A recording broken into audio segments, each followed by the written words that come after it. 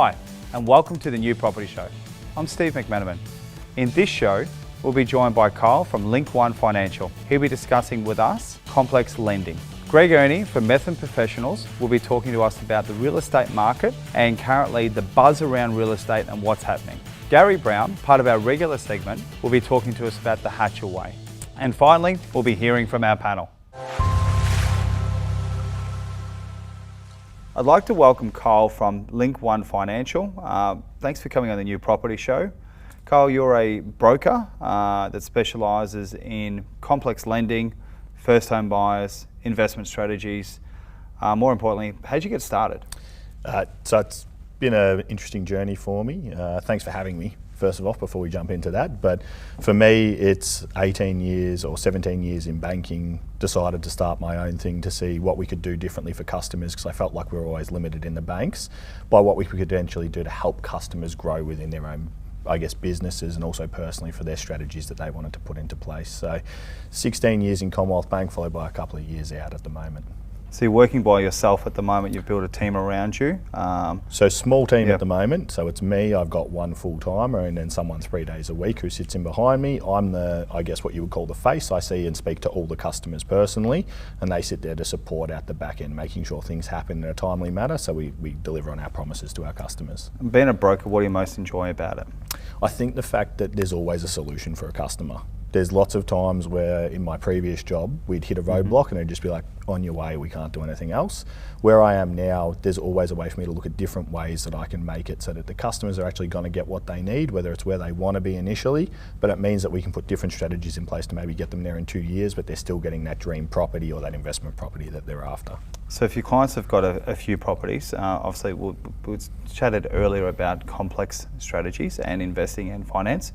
What is that for, I guess, for the layman or woman at home? What is complex strategies? So I guess what we're looking for is lots of people don't understand what negative gearing is and also how they could potentially, if they're running their own businesses, that they need to have asset protection behind that. Should their, I guess, assets sit within a trust? Should there be different sort of trust measures in place to make sure the customer's protected, but also look at ways that they can grow from maybe one asset to 3 or 4 assets by looking at where are we buying? You and I have discussed this in previous times. Why are we buying there? How can we get capital growth and how can we turn that capital growth into more tax savings or more, I guess, properties for them in the long run?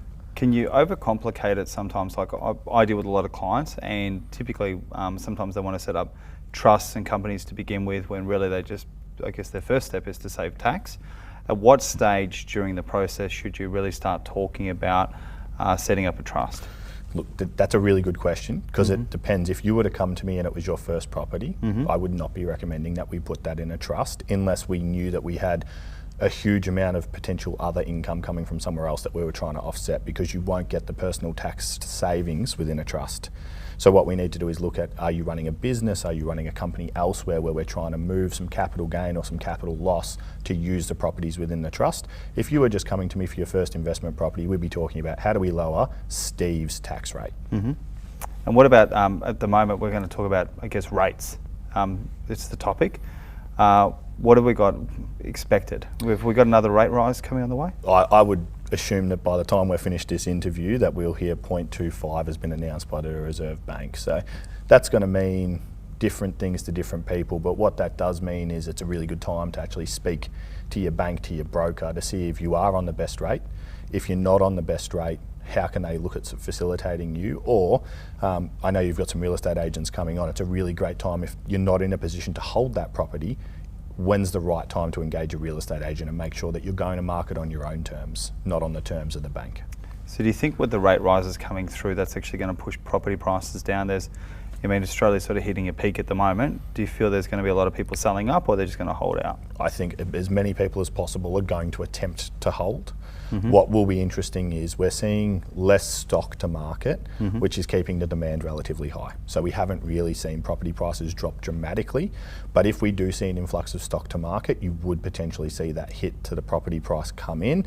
I don't know what that'd be, but talking between 5 and 10%. So you could see that coming in the coming months as well. So there's also, what I would hear then too, is also opportunity. So what happens if someone wants to refi? Do you want to talk to us a little bit about redraw, having funds available? ready to go for the next property. What's the 3 steps that you take there? Well, it's funny you mentioned this because this is one of the biggest things that I've been doing at the moment, which is people who are savvy investors, whether they're looking to do it in a complex structure or in a personal structure, getting ready for the opportunity that appears to be coming in the market. So what they're doing is they're going and talking to their brokers or their banks, making sure that they've got funds available so that they can pay a deposit on it, and they're having a pre-approval ready to go, meaning that when they want to pull that trigger, they've got a bit of confidence behind the fact that the bank's going to back them in on being able to complete that purchase, which means they're ready to go, we're ready to go. Simple and easy and stress-free transaction, truthfully, Steve. Okay, last question for you. Budgets and saving tips. So should you pay yourself first? Should you pay your bills? What's a good way to actually save money? What's some of the things that you see when you go through someone's statement that they're just spending recklessly on? All right, so my savings tips are, too many people I see who can't save are living out of one account. So one of the best strategies I can give people around savings is to have 2 accounts. You pay, or if you're self-employed or however you pay yourself, it goes into one account. Your bills, your living expenses are paid out of that account, and then you give yourself an allowance on a weekly or fortnightly basis, however you're going to do it, so that you don't breach what you're trying to actually save. So you can see your savings growing on a weekly or fortnightly basis. I guess where we see some people make mistakes is, and some of the things that I see really regularly is, Uber Eats is a massive one that people don't actually notice how much they're spending, and then all of a sudden I'll be like, hey Steve, you spent $900 last month on Uber Eats. So things like that, deleting apps from phones that make, I guess, spending money easy and accessible. We want to take that away from customers so that they're only doing what they need to do so that we can help them get to that dream really quickly. Perfect. And I guess we'll add in another bonus question. Where do you see the hotspots being in Melbourne, Victoria? Where are you seeing a lot of transactions taking place? Right, so transactions at the moment appear to be going more to the lower end from what I'm seeing. A lot of the savvy investors are seeing that there's property coming on the market, whether it's established or whether it's brand new, I guess, off the plan builds. We're seeing people who potentially bought off the plan 2 years ago, they can't afford them, they're coming back to market, and the savvy investors picking them up. So I'm seeing it more on the outskirts, the rim around Melbourne, what I would call the metro ring. We're seeing a lot of action around there where there's still a little bit of property, there's still a little bit of land that people can get into.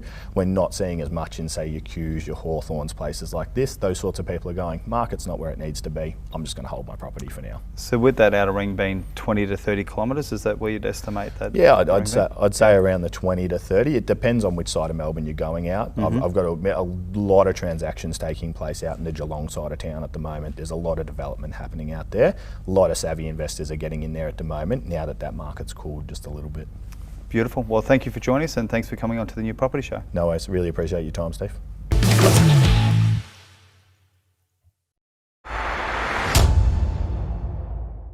I'm joined here by Gary Brown from Hatcher Advisory. Thank you for coming on.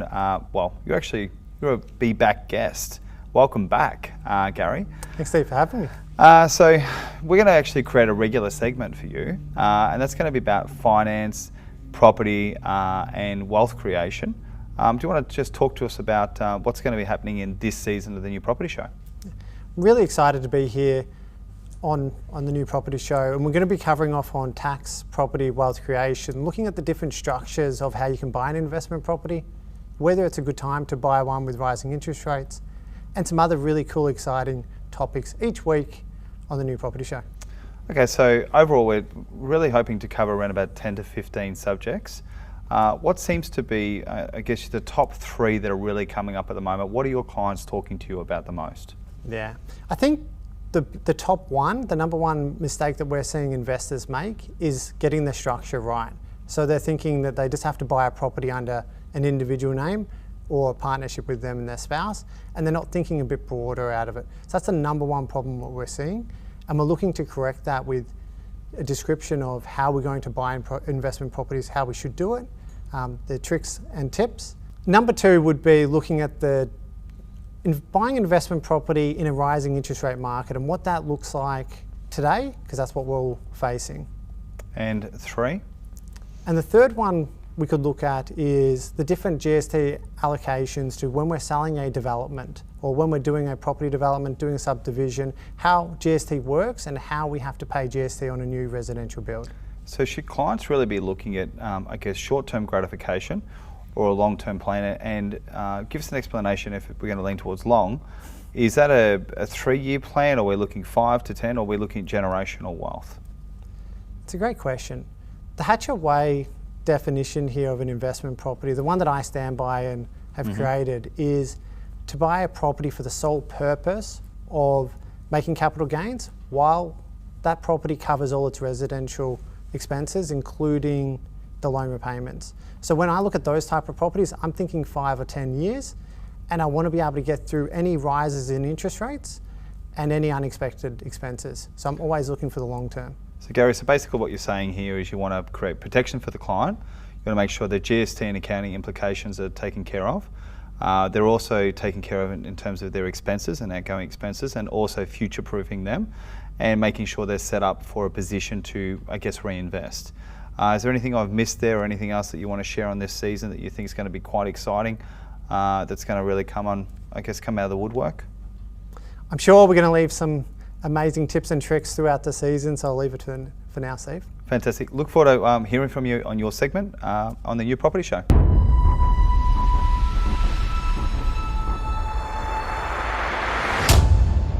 We have Greg here from Methven Professionals. Greg, thank you for joining us on the New Property Show. Real estate, you've been in the industry for quite some time now, 25 years. Yep. Do you mind just sort of taking us back to what, I guess, inspired your passion to join the real estate industry? Sure. First of all, thanks for having us on your show. I guess probably I was born into it, Stephen. Our business has been going for 60 years. My grandfather started our business. So I've grown up with it my whole life. I've been in the business 25 years, but property, real estate, we're in the outer east of Melbourne, and I guess discussions around our family dining room table over the years have always been property related. What age were you getting out and actually checking out properties, doing open for inspections?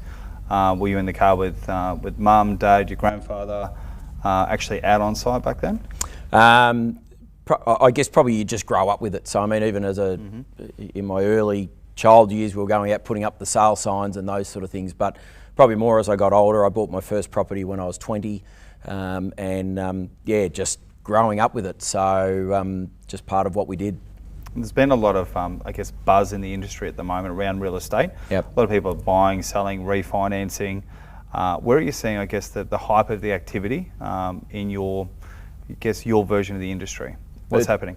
Been a huge buzz, and I think probably the boom that we experienced during COVID, no one expected that. But the other thing is the boom, really in essence, we've had strong market conditions for probably close to 30 years. Yes, there's been a few ups and downs, but I think the market has been that strong for that period of time that it's almost been seen as the normal, and the last couple of years certainly added to that. Now there's a big change in the market. Obviously interest rates is having a big effect. Employment, we're at full employment as well at the moment, so people have been spending, but things are starting to change. So for the first time, and a lot of people that are in probably their mid-40s and younger have never seen a market change to where it is now, and prices starting to come back. With, I guess, buying, how has that changed in the last couple of years? So with my experience in the industry, a lot of people were just driving out to display homes, they were turning up for open for inspections, and a lot of my clientele were coming, I guess, from a 30 to 50 kilometre radius. Has that changed now, and how are people purchasing? You're seeing a lot more online inquiries, or I guess the strategy's changed for buying a home? I think probably the biggest shift is probably dollar driven. So if you take the first home buyer market as an example, so a first home buyer might have a budget or a spending capability to, let's say, $700,000. Well, the reality is if they want to buy a home, you can't get a $700,000 home, close to the city. So, those buyers certainly have had to have branched out, and whether that's, call it around the ring of Melbourne. But that's probably been the biggest shift. Where they find the property, I think that hasn't changed over the last period of time. Obviously your realestate.com, your internet. Social media is a big player. That's probably been one of the biggest shifts from a estate agent's marketing point of view, that now we'll promote property on social media, and that probably, if anything, that's replaced the local papers. Okay, and do you actually use social media yourself to promote, or have you got a team that promotes that for you? Correct. Do you run that through a story or simply like a post, or how does that work? Yeah, so combination. We use an external social media marketing company, then we do our own internal marketing also, and then we've got our own in-house video team as well. So, so the beauty of social media is you might know someone that's looking to buy a property, you mightn't be looking yourself, but you can find a property, you can tag it, share it, and away it goes. Beautiful. So you basically create a team of mini agents that are on the ground for you. Correct. That like, know and trust you, helping you, support you. I'd like to cover, if we can, the rental market. Obviously noticed at the moment rental prices are kind of skyrocketing. Yep. To get into a rental property, you kind of need to know somebody. Sometimes you've got to buy and sell through the same agency to get approved. Yep. What's happening in the rental market? It's probably the toughest I've ever seen it. So we manage a substantial number of properties in the Outer East. Our vacancy rate would be the lowest I've ever seen. I'm talking in 30, 40 years. So I think it's a combination of a number of things. I think with the market doing what it did as far as property values, investors looked at it and thought, you know what, now's the time to perhaps cash out. So a lot of them have elected to sell their property. So that's brought your stock levels down. Also, I think perhaps some of these rules that the state government has brought in around residential tenancies and how that affects in particular landlords. I think a lot of landlords are probably put off by some of those changes and are a little bit alarmed and scared as a result of those changes and actually having an investment property. So what we've seen is a lot of landlords have elected to cash out to sell their property. A lot of landlords haven't been buying back in, and it's created a huge shortfall. And unfortunately, probably the rules that the government brought in to protect the tenants, those same rules are actually probably hurting the tenants now because of the lack of stock available. What about, house sharing or coexisting or Airbnbs? Are you starting to see those properties starting to come back on the market now because of affordability is getting pretty tough? There's one person registering on a lease, and then you're finding when you go to turn up, there's 3 or 4 different people living there. Does that still happen? Well, not as much as that we're aware of, put it that way. Not that I'm saying it doesn't happen. The Airbnb market, I think that's probably more for regional Victoria. I know the Airbnb or that holiday market is definitely affecting your regional market, and long-term rental properties are really hard to find. I think probably in the outer east of Melbourne where I'm based, I don't think that's so much of an issue. But as far as people house sharing and that, no doubt people were doing it because obviously the rents are coming back.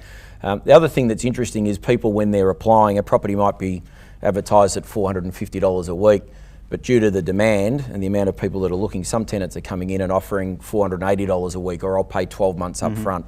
And they're just some of the things that the tenants are doing in order to secure a property. All right, so here's the biggest question I'm sure everybody on the show wants to know. Yep. How do you make money in real estate? Buy, hold, ideally don't sell. I think you got to look at property as a long-term proposition. I think you can play the market, but people say to me, when's the market at the top? Should I sell when it gets to the top? But the reality is no one knows. No one waves the flag when the market hits the top.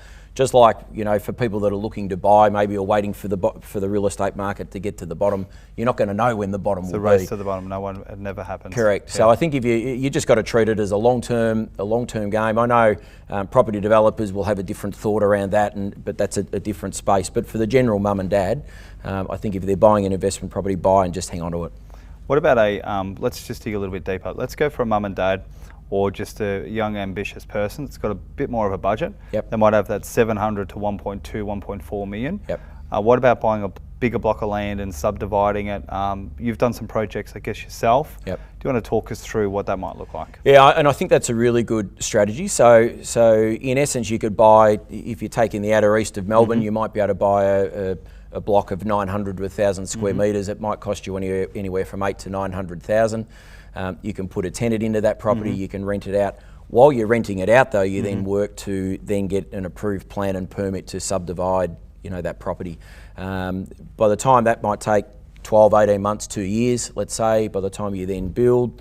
And generally if you sit down and do the numbers, the cost that it actually costs to build the unit at the back, and then when you finance that, the rent will cover that, and you've probably made an equity of about 100 to 150,000 in equity, and then you'll also still got your front home as well.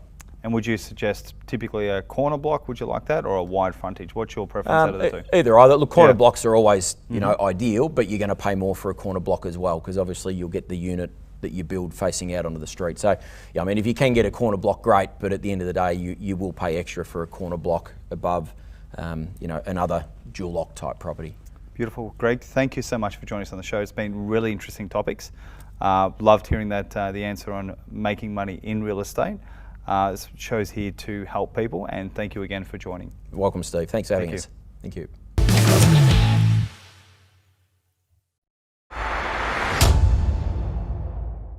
All right, guys, interest rates. How does it affect the community and what can we do about it? Who's off on the panel today? Well, interest rate is quite interesting, as you say, that I do not believe why government is increasing interest rate, because you know one thing, well, if there's a housing issue, well, produce more houses. It's like a concept, you having a shortage or limited food at home. What are you trying to say? By the way, everyone's going to have a small bite. But my question is, why can't we increase the food? I mean, increase supply. So I think worldwide, I never understand this concept. You put the inflation down and put the interest rate up. So this is where I think, in my personal view, I think we'll keep interest as a model, not too high, not too low, and increase more productivity, more land subdivisions, more housing, so it balances up everything. So like one day interest rate goes up 8-9%, then there's a government coming down and there's going to be now 2%, 1%.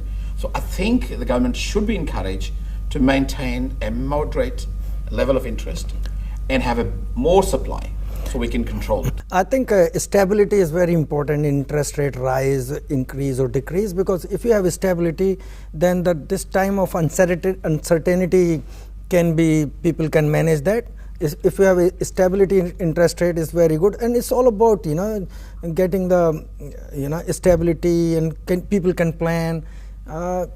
Stability is the key. You have to have a stability. It can't just keep going up or keep going down, and you have too many variations. It's not about the variation. And other thing I want to add this to Steve is this interest rate increase. The argument we was taken from the government and RBI is we need to control the inflation. Man, inflation is not getting control. So why is this interest rate keep going up? If I can digest that. If inflation be in control because of the interest rate going up, yes, the argument is right, but that's not happening. Everything is going more expensive. Inflation is not controlled at all.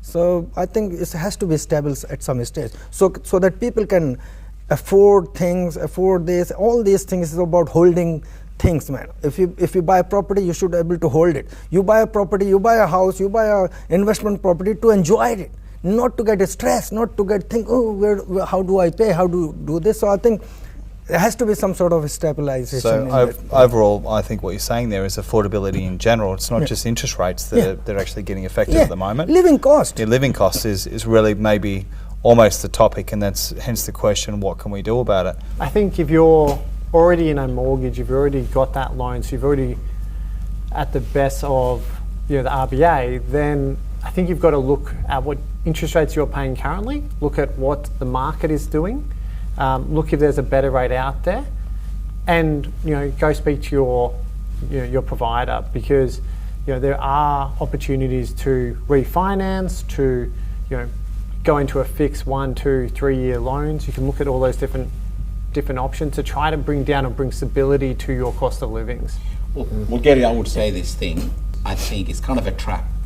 It's RBA have given people an easy go when there was 0.5%, 0.50 and 1%. Now suddenly going up. Or those people who bought this property, that they would have a clue in future within 3-4 years time, we're going to increase the rate. There will be less buying, there will be less disaster. Now they've created a trap. Now there's a lot of 80,000 people have got a honeymoon, what do we call the price, the cheap. And now it's going to go within a couple of months' time. What's going to happen? I think there will be a lot of stress on the young families, on investors, and I think this is a bad planning, to be fair to say. Yeah. I was speaking to a few friends on Friday over a few drinks, and maybe this was the alcoholics talking, but they point out something really interesting that I hadn't really thought about at perspective before. And they asked, is the RBA and Governor Philip Lowe really in charge? Because raising interest rates is not a uniquely Australian phenomenon. It's a worldwide phenomenon, even more so in our neighbours across the ditch in New Zealand. Their interest rate rises started well before us, and they're significantly higher than us in order to control, the inflation that whatever happened over the last few years has caused. So I would say that I personally don't believe that the RBA is really in control of the interest rates, because the money it's getting at the end of the day comes from worldwide banks, comes from the IMF, comes from these people that have already dictated that the interest rates are going to get higher or lower as a worldwide trend. And the only thing we can do, aside from doing smart things like locking in our rates, is look at cash flow positive property that's not just cash flow positive to the tune of 4%, but we really need to look at cash flow positive now to the tune of 6-7%.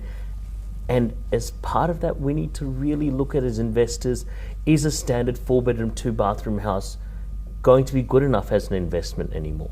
Right? Is there something else we need to do? Like, I know you talk a lot about dual keys and dual occupancies. I'm a big fan of NDIS and shared accommodation. Those types of investments may be the way of the future from a control of interest rate perspective, because I don't see them going down till at least towards the back end of next year. I think I want to add one thing in this. I mean, look, these interest rates and interest rate rising and all that, this is for first-time investors, new investors, first home buyers, all these things. This interest rate going from 3% to 5% or 6%, they got mostly impacted, the biggest impact on them. But people who are experienced investors, they have few investment properties, or they have a luxury homes, they have multi-million-dollar homes, it does not affect them too much, and it does not, even the inflation does not affect them too much, but it does in a longer term, because all the calculation they have on their investments and all this, it's got affected. But the biggest hit on the people who are new in the market, who have a limited source of income, for them. But the reason for all these high-end homes, big homes like in Brighton, Toorak, and the only thing happened is they don't sell. They don't have to sell less, and because the buyer don't pay that much, they don't sell. So what's happening is the number of sales gone down, not the price. So where is controlling this interest rate increase? It's not controlling inflation, it's not controlling home prices, it's not controlling all that. So I think just keep some sort of stability and get people used to that, and just start keeping it. Today increase another 0.25%. So if it's increase every month, it's not getting there. Just get it for few months like that. People get used to it, and then then that some sort of mechanism RBI have to work out. We are not economists, but we can just think that way. I think it has to get some sort of stability. As an individual, you probably really need to be considering that at the end of the day. Like I understand it's a bit of a trap. It took years for the interest rates to come down.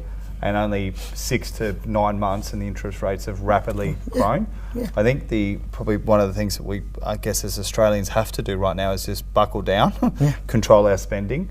Possibly looking at look, there's people out there that speak about selling your properties and downsizing. You can cause panic selling by doing that. I know some of our experts talk about that. I think buckle down, and probably maybe one of the solutions could be, you may need to look at renting a room out. If you've purchased a house and the repayments were $2,000 per week, $2,000 per month, and now they're up to $3,000 per month, you've got to find $1,000 per month.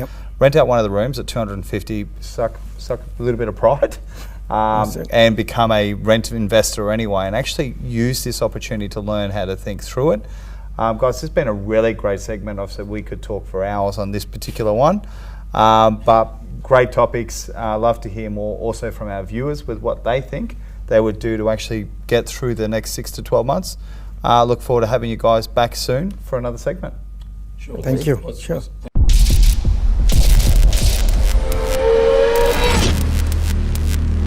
That's all for this week, and thank you for watching. We'll see you again next week.